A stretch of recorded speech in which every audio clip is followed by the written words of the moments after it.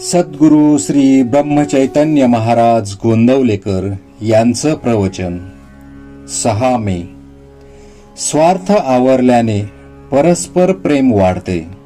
परस्परात प्रेम वाढविण्यासाठी काही गोष्टी आवश्यक आहेत. एक बारीक सारीक गोष्टींकडे दुर्लक्ष करून प्रत्येकाच्या स्वभावाला थोडी थोडी सवलत ठेवावी, म्हणजे द्वेष वाटणार नाही. दुसरी, सर्वांना प्रेमाची अशी जी एखादी जागा असेल त्याकडे दृष्टी ठेवावी.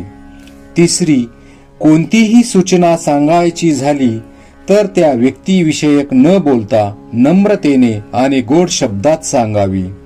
चौथी, अत्यंत महत्वाची गोष्ट जी मध्ये या सर्वांचा बऱ्याच प्रमाणात अंतर्भाव होतो अशी बाब म्हणजे स्वार्थाला आळा घालणे. म्हणजे मी स्वतः जितका माझ्याकरिता आहे असे वाटते त्याच्याही पेक्षा जास्त मी दुसऱ्याकरिता आहे असे वाटणे ही होय.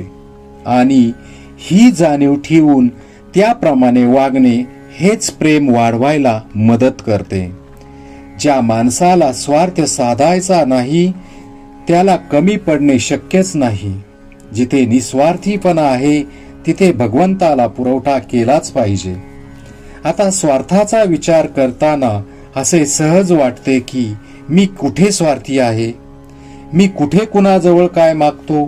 पण एवढ्याने स्वार्थ दृष्टी नाही असे म्हणता येणार नाही. अहंकारा इतकाच स्वार्थ जबरदस्त आहे. त्याच्या मुळ्या इतक्या खोल आणि सूक्ष्म असतात की त्यांचा पत्ताच लागत नाही. स्वार्थ 3 प्रकारचा असू शकतो: कायिक, वाचिक आणि मानसिक. देहाला दुसऱ्या निमित्त कष्ट न होतील इतक्या काळजीने वागणे हा कायिक स्वार्थ म्हणतात.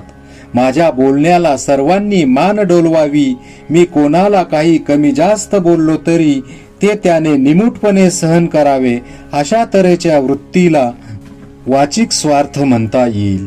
आणि माझ्या मताप्रमाणे सर्वांनी वागावे, माझे विचार बरोबर आहेत अशी जाणीव इतरांनी ठेवावी, अशा तऱ्हेची आपली इच्छा त्याला मानसिक स्वार्थ म्हणता येईल.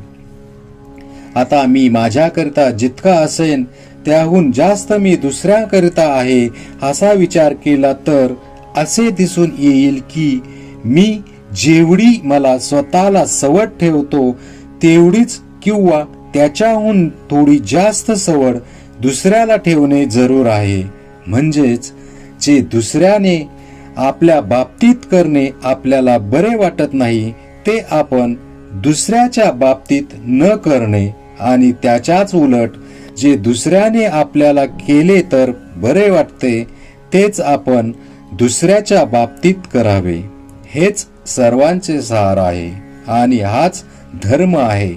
आपण जगावर प्रेम केल्याशिवाय परत प्रेम मिळणार नाही. आपण पुष्कळांच्या वर प्रेम केले तर आपण एकटेच त्यांचे करतो, पण प्रसंगाला ते सर्व आपल्याला मदत करतात. जो पुष्कळांचा झाला तोच भगवंताचा झाला असे समजावे. जो निस्वार्थ बुद्धीने प्रेम करतो त्याला आनंद खास मिळतो. श्रीराम जय राम, जय जय राम.